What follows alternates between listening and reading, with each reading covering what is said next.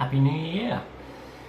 So this video I'm talking about New Year's resolutions. I've just been jotting down some notes, I ended up writing out a whole devotion. So I'm just going to read out some thoughts on what I have in New Year's resolutions. Now, disclaimer, these are my personal thoughts. So if you disagree or if you have other opinions, that's absolutely fine. I just wanted to share how I felt about it, and even if you do have different thoughts or things that you would like to add, comment down below, because I'd be really interested in hearing what other people have to say about this. But I'm going to begin with my devotion. So each and every year it is a tradition for people to make a New Year's resolution.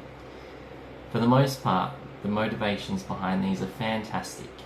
People choose to get rid of something sweet from their diets in order to be healthier. Or people might choose to read a certain number of books by the end of the year. Christians often set themselves goals to have read X amount of the Bible for the year. I mean, I've attempted this a few times, and more often than not, I've not reached that goal. And here comes to my main point of New Year's resolutions. How often do we actually achieve them? Or even how often do we actually pursue them?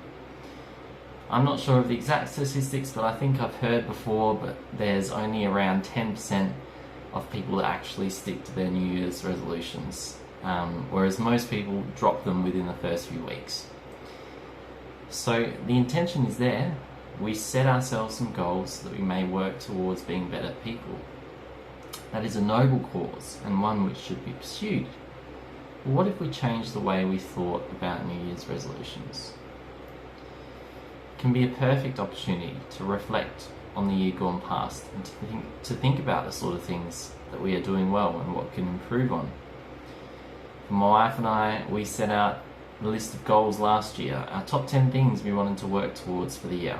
And then this year we compared them and we assessed, how did we go? What can we improve on for this year? And set ourselves another list. Now, notice how I didn't say the things that we wanted to achieve, because I strongly believe that that's not what life is about. Life is not about achieving things. If we set ourselves impossible or really, really, really high standards to meet, chances are that we're not going to meet them. And we can never truly reach perfection in any area. Even those that are the most well-renowned experts in their fields always have something new to discover and to learn. The best scientists don't know everything. They are constantly seeking ways to improve their knowledge and understanding of the world. And we're the same. This is an attitude I believe we should have when it comes to bettering ourselves. We shouldn't relax once we achieve a goal. Yes, we should celebrate it, but then we need to continue to work towards another goal. Or better yet, improve on the goal that we just set and achieved, or got towards. Because as individuals, we are continually learning. We continually make mistakes, but mistakes are great because they allow us to learn and mold us into better people. I kind of feel like this is, in a way, one of the things that Jesus was trying to teach us. He wants us to give up our cross and to follow him, to take everything that we knew before and to put it behind us in pursuit of a relationship with him.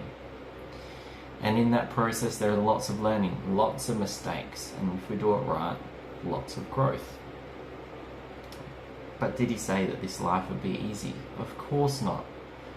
Around every corner there are things which are trying to prevent us from reaching our potential. I think this is partially why we give up so easily on our New Year's resolutions, because we are thrown a curveball that we don't know how to deal with, and we give up. Or we lose focus from our goal, and I think it's too late now. I'm already 2 weeks behind. What's the point? But the beauty of it is that Jesus was the world's best when it came to second chances. The disciples, they had so many things where they messed up. They were specially chosen by Jesus, but they continued to follow him and to study under him, all whilst their hearts continued to change, and they got molded into great evangelists who spread the gospel to all nations. You know, most of them were just fishermen before, simple fishermen, and they turned out to be the ones that wrote and shared the Gospels among the nations. It's crazy. In the book of Proverbs, King Solomon says, "For the Lord corrects those he loves, just as a father corrects a child in whom he delights." So joyful is the person who finds wisdom, the one who gains understanding. For wisdom is more profitable than silver, and her wages are better than gold. So when you're sitting down or lying down, standing up, whatever you're doing a handstand, while you're doing a New Year's resolution, make it meaningful. Make it a goal to better yourself and to gain wisdom, rather than setting goals that maybe matter a little bit, but not as much as our relationships with God and with others.